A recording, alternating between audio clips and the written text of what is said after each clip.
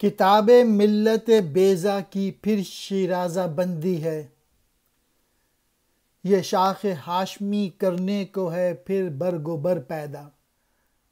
مسلمان پھر جمع ہو رہے ہیں، یکجا ہو رہے ہیں، اور جس کے نتیجے میں حضور صلی اللہ علیہ وآلہ وسلم کی امت دوبارہ عروج پہ جائے گی، اور پھر یہ مسلمان لوگ پھر سے پھل اور پھول دیں گے، یعنی یہ دوبارہ دنیا کو ڈیلیور کریں گے چیزیں جو کہ پہلے کی تھیں۔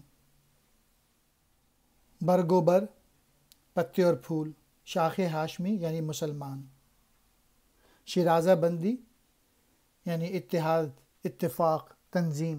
اگر عثمانیوں پر کوہ غم ٹوٹا تو کیا غم ہے کہ خون 100,000 انجم سے ہوتی ہے سحر پیدا۔ بغیر قربانیوں کے، بغیر محنت کے رزلٹ نہیں آتا۔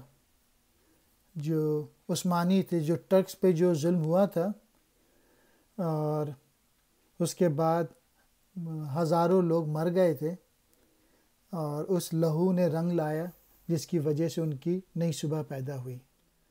جہاں بانی سے ہے دشوار تر کار جہاں بینی، جگر خوں ہو تو چشم دل میں ہوتی ہے نظر پیدا۔ حکمرانی سے زیادہ مشکل کام جو ہے وہ جہاں بینی ہے، یعنی حقیقتوں کو پہچاننا اور سمجھنا۔ اور حقیقت کو اسی وقت تک آپ پہچان سکتے ہیں جب جگر کا خون ہو جانے سے دل کی آنکھ کو بصیرت مل جاتی ہے، یعنی پھر دل کی آنکھ سے جب آپ چیزیں دیکھنا شروع کر دیں تو پھر آپ چیزیں سمجھتے ہیں۔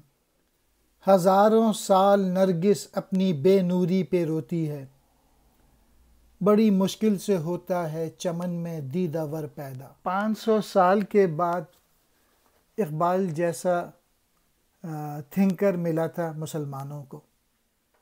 انسان آنکھیں رکھنے کے باوجود بصیرت حاصل کرنے کے لیے بڑے مرحلوں سے، بڑی جدوجہد سے گزرنا پڑتا ہے، تب جا کے دانائی ملتی ہے۔ نرگس کا پھول جو ہے وہ آنکھ سے اس کی مشاہبت ہے، وہ ہزاروں سال بینائی سے محروم رہتا ہے وہ پھول، اس کے باوجود بصارت پھر بھی اس کا مقدر نہیں بنتی۔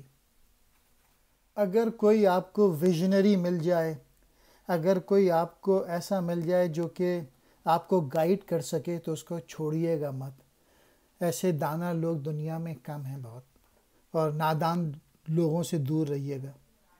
نرگس ایک پھول جس کو محبوب کی آنکھ سے تشبیہ دی جاتی ہے کہ اس کی شکل آنکھ سے مشابہت رکھتی ہے۔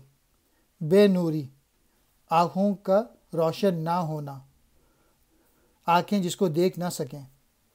دیدہ ور، دیکھنے کی قوت رکھنے والا، گہری نظر رکھنے والا، ویژنری جو دور تک دیکھ سکے۔ اور جب بھی اپنے اندر بہادری کا جذبہ پیدا کرنا ہو تو یہ شعر پڑھتے رہیے گا۔ نوا پیرا ہو اے بلبل کہ ہو تیرے ترنم سے، کبوتر کے تنے نازک میں شاہین کا جگر پیدا۔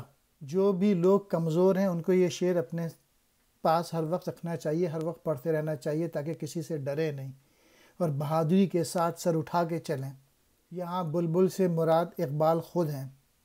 اقبال کہہ رہے ہیں کہ تو یہ پوئٹری لکھ، اور ایسی پوئٹری لکھ کہ تیرے یہ لکھنے سے، تیرے یہ گانے سے جو کبوتر، جو ایک نازک سا پرندہ ہوتا ہے، وہ بھی شاہین کی طرح بہادر ہو جائے اور اسی طریقے سے اڑے۔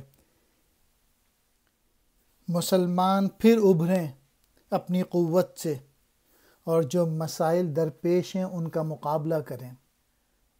یہ مسلمان قوم جو ہے یہ بہت عرصے سے بے عملی کا شکار ہے، اور تیری اس پوئٹری سے ان کے خون گرم کر دیتی ہے، اور یہ دوبارہ ہمت سے کام لیتے ہیں۔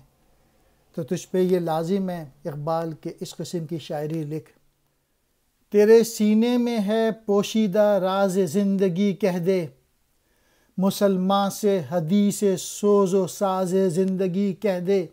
اقبال، تیرے سینے میں جو راز چھپے ہوئے ہیں، جو چیزیں تو نے سمجھ لی ہیں، اسے چھپا کے نہ رکھ، اسے ظاہر کر دے۔